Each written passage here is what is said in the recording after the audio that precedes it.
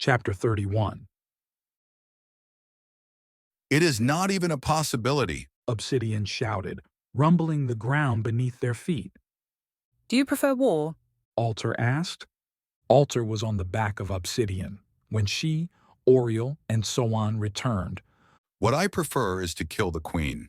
That ends the war before it starts, and it doesn't require me to be a suitor of some kind, feigning my interest in her. I have no heart or mind for that kind of chicanery. Alter bit her lip. Killing the queen, as you saw tonight, was not an easy proposition. She senses you.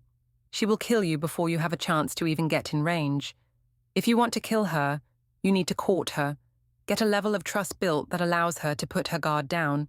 Then you might have a chance.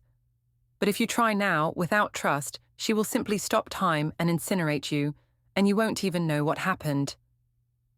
Worse ways to go. Obsidian remarked. At least my integrity is intact. And everyone else on this planet will know about war for the first time in thousands of years. Oh, we know what war is. One who said. We've fought other tribes before for hunting territories and borderlands. We know what war is. You know what skirmishes are. Soin said. War that is based on genocide from a maniacal leader like Alim. That is a different kind of violence, and that you have never seen.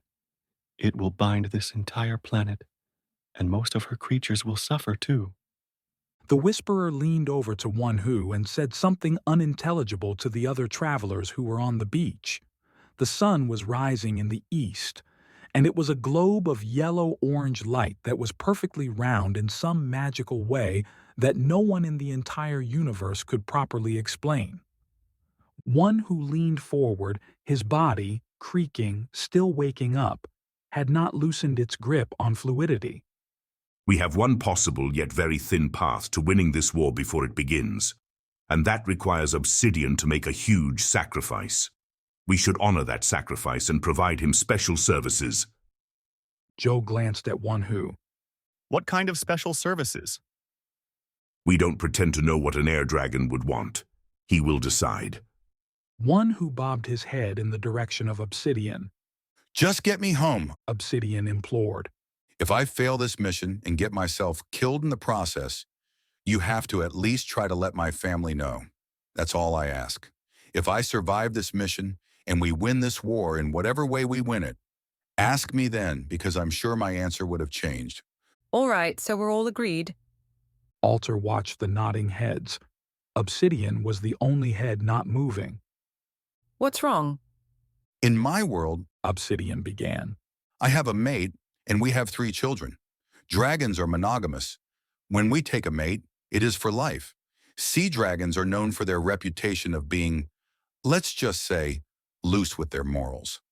I would imagine an all-powerful queen of the sea dragons to be even more inclined in that direction. Look, Joe said. we understand. It's a huge sacrifice you would be making, but it is our only alternative, and everyone knows that when you have only one alternative, no one can judge you. All we can do is honor you, support you. You know what has to be done, and all of us will be here to help. You won't do this alone, okay? There's one other thing. Obsidian said. What if she's only doing this to isolate me and then kill me? She knows I am the best weapon her supposed enemy has to contain her. If I were her, I would want to dispose of me as soon as possible, ideally before the war starts. If I make myself vulnerable to her, she could take full advantage and kill me, and there'd be nothing any of you could do. We look at it a little differently. Soin answered in a calm and quiet voice. We believe that if the Queen wants to kill any of us in range of her powers, she can kill us. That would include you, Obsidian. So, you're already vulnerable. Truthfully, we all are.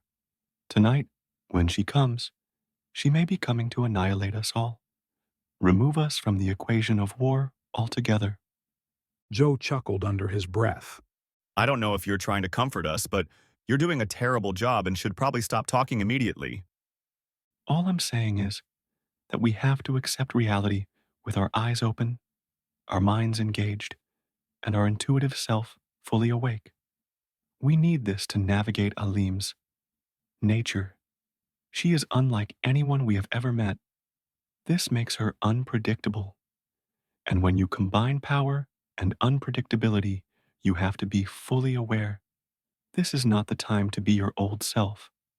This is the time to be your new self. Well, my new self is scared, and my old self wants to find a hiding place far from this crazy queen.